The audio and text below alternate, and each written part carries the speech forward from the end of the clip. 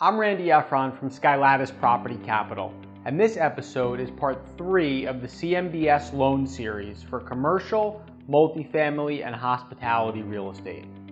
In today's episode, I am going to talk about the role that rating agencies play for CMBS loans. What is a rating agency? A rating agency is a company that evaluates a debtor's ability to pay back its debt and the likelihood of a default.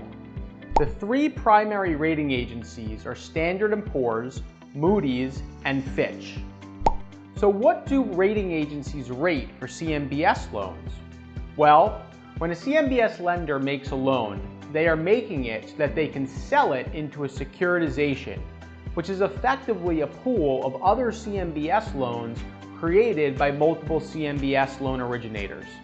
The CMBS lenders sell the loans into the securitization, hopefully make a positive spread on the sale, and then receive their money back so that they can make more loans and repeat the process. That loan pool that the lender is selling their loan into then gets figuratively chopped up into pieces and becomes fixed income bonds with varying risk and return profiles. Those bonds are what the rating agencies rate. The credit ratings help facilitate the trading of those bonds in secondary markets. The higher the credit rating, the less risk of default, and therefore the lower the yield that those bonds pay to their purchasers.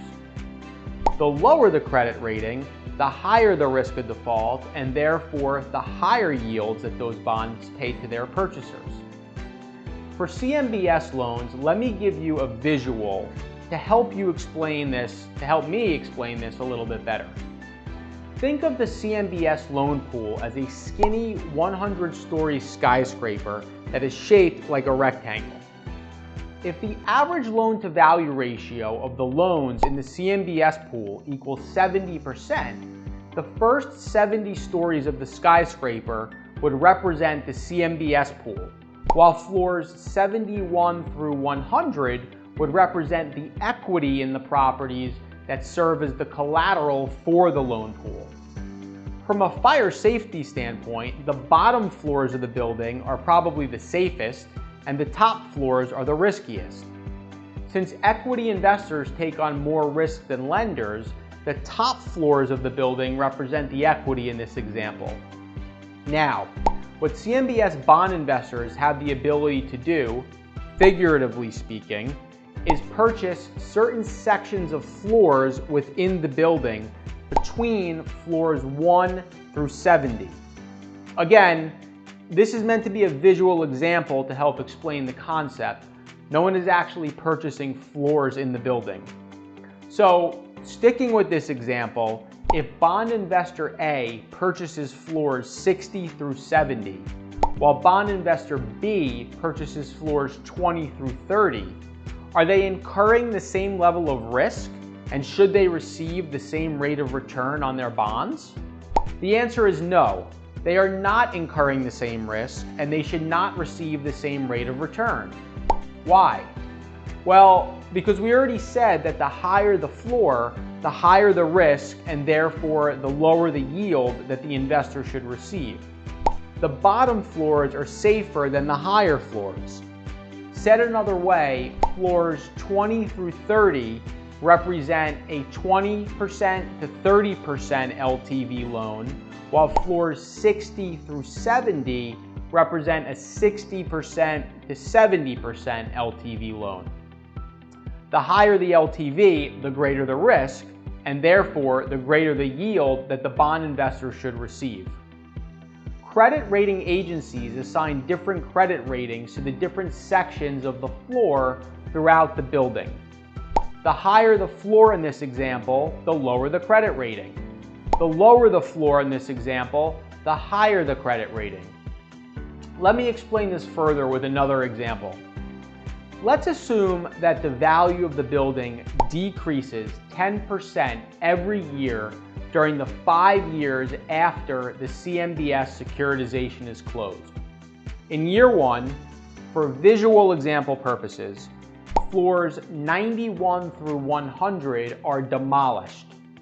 that means that 10% of the equity has been wiped out. In year 2, floors 81 through 90 are demolished.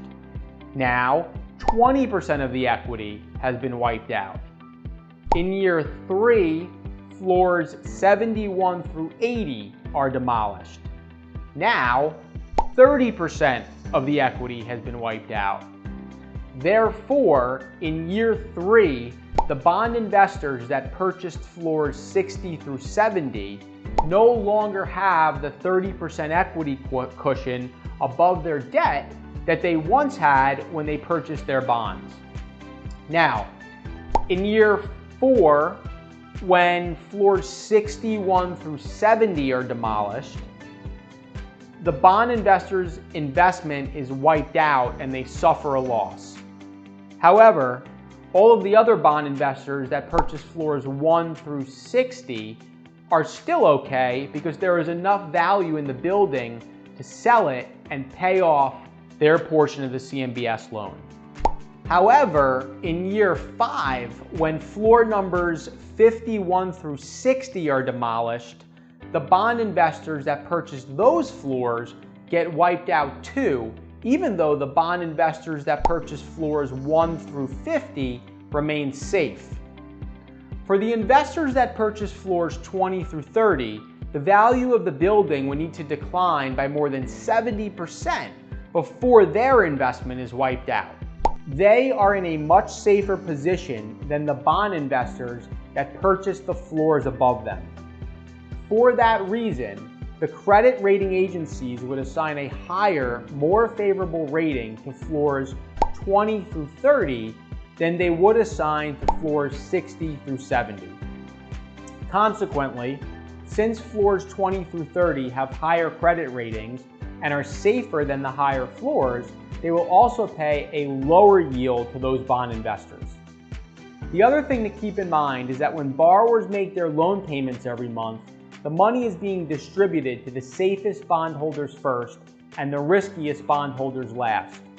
So in this example, the purchasers of the bottom floors of the building would get paid before the purchasers of the top floors of the building. If borrowers within the loan pool do not make their debt service payments and there is insufficient cash to pay everyone, the purchasers of the lower floors of the building will be okay, while the purchasers of the higher floors of the building may not receive any income. Why? Well, because the debt service payments may only provide sufficient funds to pay the bondholders through floor 50. Okay, hopefully now you have a general understanding of the role that rating agencies play when it comes to CMBS loans. I know this stuff can get complicated, so please bear with me. In my next episode, I am going to explain what B-piece buyers are. In the interim, if you would like to stay informed about new episodes, please click like, subscribe, or follow.